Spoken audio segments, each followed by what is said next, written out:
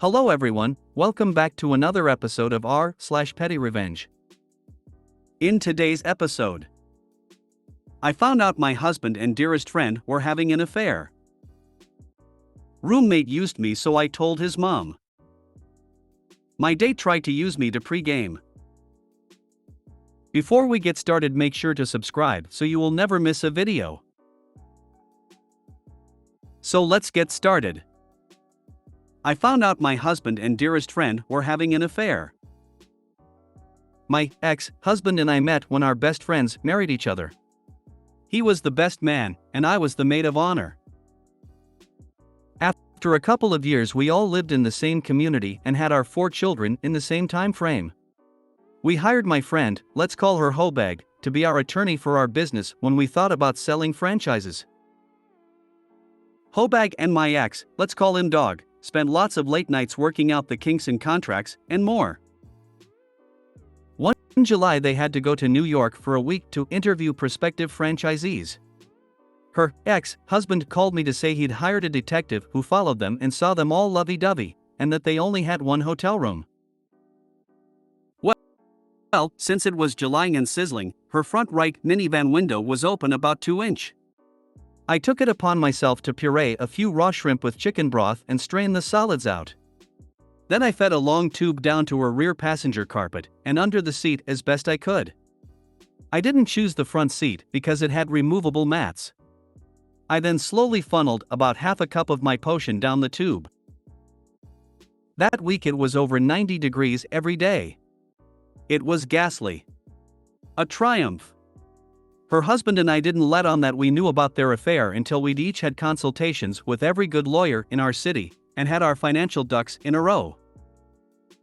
Petty, effective revenge I don't regret. That's hilarious. Are Dog and Hobag in a relationship now? No, she left him.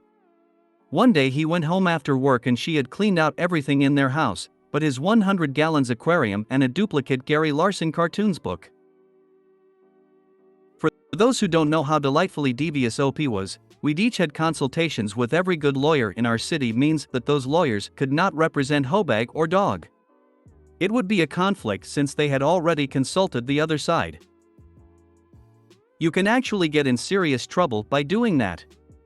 Had a buddy whose wife did that when going for a divorce, and the judge held her in contempt and made her pay his attorney fees specifically for pulling that stunt. That seeing every good attorney was a great move. For that don't know, getting a consult with a lawyer precludes them from being hired by the other party. I guess it could violate attorney-client privilege because said lawyer could know specific details. That's precisely why I suggested it. They both had to hire strip mall lawyers. I thought this was only true if you hire a lawyer, like a consult wouldn't count. I've also heard judges getting mad at people that try and pull this stunt. I love this. Please give updates. Also, are you and her husband now officially best friends? I need all the gossip. What happened to Hobag and Dog? Did they stay together? What was their reaction to getting caught? Roommate used me so I told his mom. Okay, so this happened a couple years ago while living in my first apartment with friends. There were a couple people that rotated through the apartment, but the result ended up being the same. My roommate, 20/21M, let's call him D, and I, 23/24F at the time, had gone through about 3 roommates during our lease. The first, a friend of mine, decided to move back in with family S&D, stopped paying rent so she left. The second roommate, let's call him J, had an urgent and very important family matter and had to move back home to care for his relative. The third roommate, call him R, decided to stay. This is all relevant later. So, when we moved in, I was struggling mentally due to some personal reasons and I quit my job. I did what I could to make money and still contribute to the bills. D picked up the slack and I was so grateful. What I wasn't grateful for was a disgusting kitchen every single day. I provided everything in that apartment except his personal items and his food. Everything else I brought or was gifted. Furniture, dishes, lamps, food, seasoning, beverages, all of it. D has also terrible hygiene. He worked in fast food and restaurant kitchen cooking and always smelled like grease and a gross kitchen after work, but wouldn't shower, just get in bed or change his clothes and then get in bed. He always smelled bad to the point I'd repeatedly request he shower. Day after day I begged him to clean up, he never did. It was always okay, yeah I got it, but never hey, I did it, so I got stuck cleaning. I got tired of wanting to cook and being unable to because all of my dishes were in the sink. Our next door neighbor had roaches and I found one in our cabinet and told him to take care of it. Once he saw it, a tiny one, he freaked out and started doing his own version of a deep clean, wiping everything due with a wet rag. That's it. Between R and D, I couldn't take it anymore. By early 2022, I had gotten a great new job with amazing pay. I started contributing and doing my part with bills. I was over the moon. R, however, had not contributed a dime as he didn't have a job. J had offered to let him move in, without talking to me and D, knowing that R did not have a job. The road was rocky with J for other reasons, so I left it. R and D got along famously, which was great. D needed a friend since him and I were butting heads every waking moment.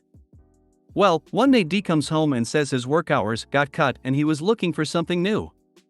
All good, I could cover the slack like he did for me. And I do. From March to August, when our lease ended. In that time, the dirty kitchen got worse. I'm talking food had mold growing on it, refrigerated items were being left out, multiple trash bags in the kitchen, D parked right next to the dumpster, and the icing in the cake, a raw chicken alternating between the fridge and the counter. It leaked raw chicken blood juice everywhere. This never got cleaned. At this point, I had stopped cleaning and stopped caring. I was footing the bills for the apartment and cleaning while these two bums were off spending money on shoes and girls. I had had enough. D and I got into it one last time before move out. He blamed everything on me. The dirty kitchen, the roommates that left, bills not being paid. I told him that was his mess, I can't control other people and I'm not his mom. We didn't speak for 2 months. So, for 2 months R and D had to cook and eat in their own dishes. Reminder, they had none. I packed up all of my stuff and put it in my closet in a way that would be obvious if they moved it. They had no regard for my space when I wasn't home. Would just go in my room to use my bathroom or get a dish. They were livid. We finally move out and I cleaned the entire apartment, top to bottom. The carpets in their rooms had to be replaced, so we lost the deposit. We got the bill for the cleaning services and asked for their part of the payment. R still had no job and D was living back home with his mom. For months I reached out to D for his payment, but he would block me wherever I reached out. Eventually, I told him I was going to take him to small claims court and he ignored me. So, I called his mom to tell her my plans. D's mom was a sweetheart to me always. She even tried to warn me about living with him but didn't disclose why. When I told her I was going to sue, I told her everything. She asked when he last helped with bills and I told her since April. Turns out from April to August, he had been asking his mom for money for the bills and spending it elsewhere. She was livid. She assured me that I was going to get my money back and if I didn't, I could sue. He called me and immediately started cussing me out. I hung up on him. His mom checked in every couple of weeks to make sure I was getting my payments. He planned to pay it back in 2 months. It took him 6. Use me as your live-in housemaid and bank account, deal with the consequences of stealing from your mother. Edit to answer questions. I was still trying to make money by doing Uber Eats, DoorDash, and lots of babysitting because this was 2021 and COVID was still kicking our asses. Someone asked for pictures because I still have them, but I'm having a hard time doing so and as soon as I can, I'll add them. Is this really revenge? It felt like it to me. I wasn't trying to tell on him. I was trying to inform him that I was going to take him to court for the money he owed me for the cleaning bill. If you don't think this fits in the sub, suggest where it should go then. J was the one on the lease and he moved R in to take over for him, so no, I could not go after her legally. Edit 2. Why am I expected to clean when I couldn't contribute my entire portion for the bills, but no one is asking why he never cleaned up after himself when I started paying all of the bills? I'm not a housewife nor a maid. Cleaning can be done by everyone despite contributions to a household. You had to crawl through a mile of shit, but came out clean on the other side. And the only roommate living on their own. Everyone is staying with family or parents. I have my own place, smiley face. Cut him off, dude. He's long gone. I got his payment for the apartment and I assume I've been blocked again. I have no desire to even see him. I'm glad he lives in the middle of nowhere. Wow, that's quite a story. Living with roommates can be challenging, especially when there's a clear imbalance in responsibilities and respect for shared spaces. I'm sorry you had to endure such a situation. Kudos to you for standing your ground and seeking the owed money. Sometimes, people only understand the consequences when someone close, like a parent, brings them to light. Here's hoping your future living situations are more harmonious and respectful. Always trust your instincts and set boundaries from the get-go. Cheers! Thank you so much. It was definitely hard, but I'm so glad that I did it. I'm cautious about sharing a home with anyone in the future, but I'd like to get married one day, so I'll have to try it out again, lol. You're far too kind, would have lost it way sooner. This sounds so similar to my last roommate situation. It was a little worse, though, because the dude was not only a slob and mooch like yours, but also got caught up in a federal sting operation for seeking children on the internet. This happened during COVID, so I was pretty much forced to continue to live with him for over a year. I was unemployed for a year a while back. My buddy was let go around the same time. And was kicked out. For nearly a year we lived off my credit. It killed our friendship. Unemployed supporting the unemployed. I'm so sorry. I didn't even have credit at the time, so I can only imagine. I hope you're doing better now and have a great job that you enjoy and pays well. I'm guessing that when you quit your job and D picked up the slack financially, he expected you to clean up after him in exchange for contributing towards your bills, and he got comfortable with that. Ugh. My date tried to use me to pre-game. This was my early 30s. I had just moved to Oregon. So I set up this date. Agreed to go casual for happy hour at this bar downtown. It's a place that has tons of bars and restaurants all around that intersection. Like I said, we agree casual. I show up wearing just jeans, a plain black t-shirt, and some nice boots. My date shows up showstopper. High heels. Legs like pow. Ass like a side table you could set a drink on. The most beautiful wavy dirty blonde hair. Green eyes. Cleavage is crazy. In my mind I thought we agreed casual, now I feel like she's in trophy wife mode. The conversation on the phone leading up to this date was about 3 phone calls. Lots of laughing. Current event and goals kind of stuff. Just getting to know kind of stuff. Back to the date. I get her chair for her, wait for her to sit down, then I sit myself. I ask if she wants a drink. Grey Goose Martini for her, Mirror Pond Ale for me. Okay, no problem. I get the first round.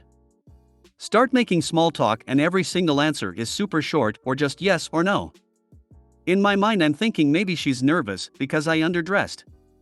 Maybe she's just nervous in general. I consider myself a funny-ass person. I make jokes and more small talk and nothing. But I ask if she wants another drink and it's yes. More yes and no answers, but always a yes to a Grey Goose Martini. I'm vexed. Nothing like the phone convos. Only short answers, but always wants another drink. So as I'm getting 4th round I look around the bar. Lots of people. Mostly women. All dressed to kill. Skirts, high heels, all done up. I glance to right if bar. See a sign ladies night every Thursday and the specials. No way. It dawns on me maybe I'm being used to help my date pregame to meet up with her friends. Okay, bet. Bring back the fourth round. Same short ass answers. No energy. But guess what? She wants a fifth martini. So I say okay. To a sixth and seventh round. As I'm paying for the seventh round, I tell the bartender to close out only my beers. That I'll take her martini and have her come put her card on file. She's waiting for her friends. I take her drink, then I ask to be excused to bathroom. I walk out the back door and leave her with her 7 martini Grey Goose tab. As I'm walking to the next bar, I feel like $1,000,000. All kinds of text messages, I don't have money for this, you're an asshole, blah blah. I only responded with I didn't need to switch car insurance to save money this time. Honorable mention, I dated a girl from Corvallis as well who would drink 2 bottles of wine every time she came over. I used to drink Maker's Mark by the pint. Over ice. About 4 to 5 of them. Reading the comments, I have learned 2 things. Number 1, college towns have severe drinking problem. Some of y'all have never had a drinking problem. I was 31 years old when this happened. So about 14 years ago. The more I think back on this story, I also remember her switching to Grey Goose and Red Bull, so in reality it was 7 total drinks that I got, not 7 martinis, and even then I think she switched to Red Bull at the end. 7 drinks is a lot of booze, people. That's why this date for me was so crazy. The way I was drinking whiskey at the time, I basically found my drunken soulmate, except there was zero connection/conversation. The funny part for me is, have there been good conversation, how many drinks we really had after I transitioned from beer to whiskey.